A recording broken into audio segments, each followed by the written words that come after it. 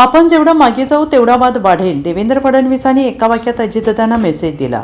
राज ठाकरे साहेबांनी हिरवं रक्त असलेल्या लोकांची युती केली आहे। या लोकांनी मनसेचा पूर्णपणे ताबा घेतलेला आहे। राज ठाकरे यांनी आमचा पक्ष त्यांच्यासमोर पूर्णपणे सरेंडर केलेला आहे, असं वक्तव्य मनसेचे माजी नगरसेवक संतोष धुरी यांनी केलं आहे। संतोष धुरी यांनी मंगळवारी मुंबईत भाजपमध्ये प्रवेश केला। यावेळी गळ्यात भाजपाचा गमछा घालून त्यांनी पहिल्याच पत्रकार परिषदेत राज ठाकरे आणि उद्धव ठाकरे यांच्या विरोधात टीकेची तोफ डागली।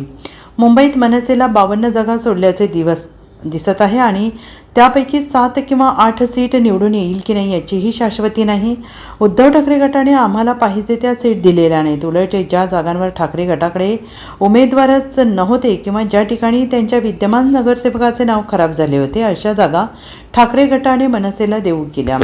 माहीम, दादर, वरळी, शिवडी, भांडूप या मराठी माणसांचा टक्का जास्त असलेल्या भागांमध्ये मनसेची फक्त एका जागेवर बोळवण करण्यात आली। ठाकरे गटाने त्यांना ज्या सीट सोडायच्या होत्या त्याच मनसेला दिल्या असं संतोष धुरी यांनी म्हटलेलं आहे।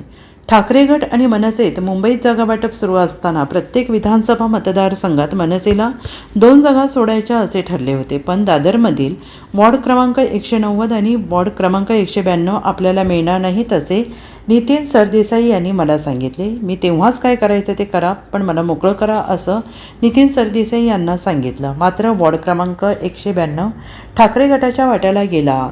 तो वॉर्डही प्रकाश पाटणकर यांच्याकडून काढून घेण्यात आला। मला जागा वाटपाच्या चर्चेत घेतलं नाही किंवा उमेदवारी दिली नाही याचा राग मला नाही, पण राज साहेबांनी आम्हाला आधीच भरपूर दिलेलं आहे, पण आमचे नेते संदीप देशपांडे साहेबांना जागा वाटपाच्या चर्चेत कुठेही घेतलं नाही।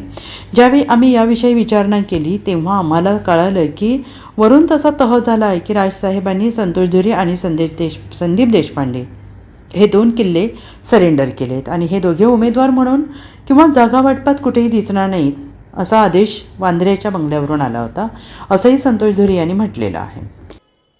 पण मी या निवडणुकीत ठरवलंय, मुंबईमध्ये मला थोडंसं बोलावंच लागतं, कारण उत्तर दिलं नाही तर लोकांना आपण दुर्बल वाटतो। पण बाकी माझा निवडणुकीचा फोकस हा पूर्ण विकासावर आहे। कारण आपलं एक तत्व आहे, शरीफ है हम किसी से लड़ते नहीं, शरीफ है हम किसी से लड़ते नहीं, वरना जमाना जानता है हम किसी के बाप से डरते नहीं।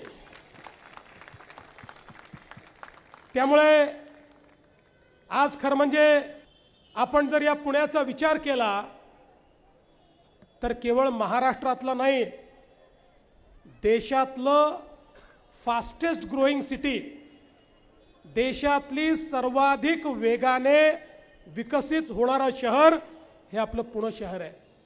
पुणे असेल, पिंपरी चिंचवड असेल, PMRDAचं क्षेत्र असेल, प्रचंड वेगाने या ठिकाणी विकास होतोय।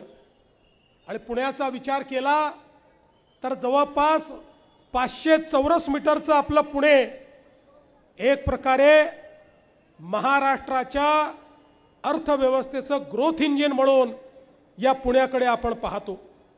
Bureau report, SBN Marathi, Mumbai.